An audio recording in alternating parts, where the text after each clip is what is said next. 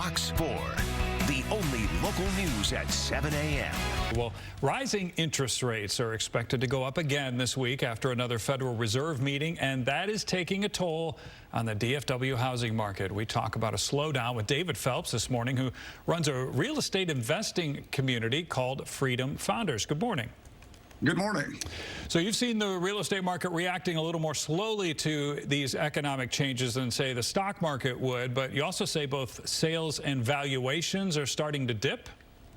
No question about it, Brandon. With rising interest rates, that definitely affects affordability, and affordability is what drives pricing. We've had really a decade and the last several years of really low interest rates, and that's allowed for rising prices and more affordability. But now we have the opposite occurring, and we'll see a continuing lagging effect, but definitely real estate and housing is affected.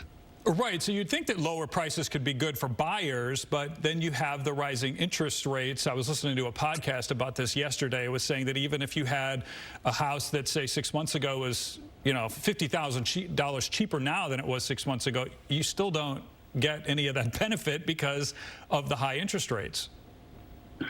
Correct.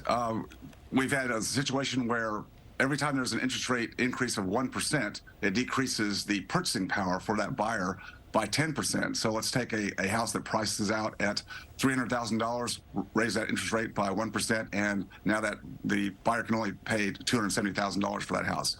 We've had essentially 4 points from about 3% to a little over 7% now. So that's a significant increase in interest rates, and therefore a significant decrease in the amount of purchasing power of the buyer. Right, and some people can choose when they move, and some can't. So you're advising both buyers and sellers to hold if they can for better opportunities down the road? Well, of course, it depends on everybody's situation. But yes, right now, I think if you could hold tight, we'll see a decrease in purchasing price of housing. And then interest rates likely will come back down. I don't think we'll see them as low as we've had them in the last several years, but I think they'll come back down again. And there could be a sweet spot, maybe sometime in latter part of next year or into 2024. It's hard to time it, but I think patience is a virtue right now. Yeah, and for buyers, I guess you see one common obstacle for a lot of folks is just credit card debt and other debt that can really weigh them down or weigh their purchasing power down.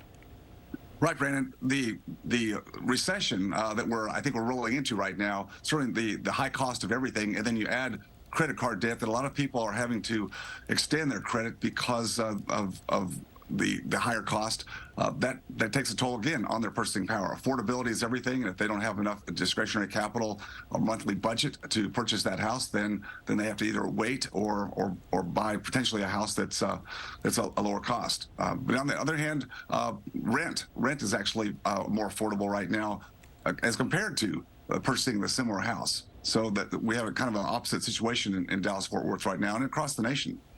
Yeah, a lot to think about. All right, indeed. So you can find a link to David Phelps' company, Freedom Founders, on our website, fox4news.com. David Phelps, thanks. My pleasure.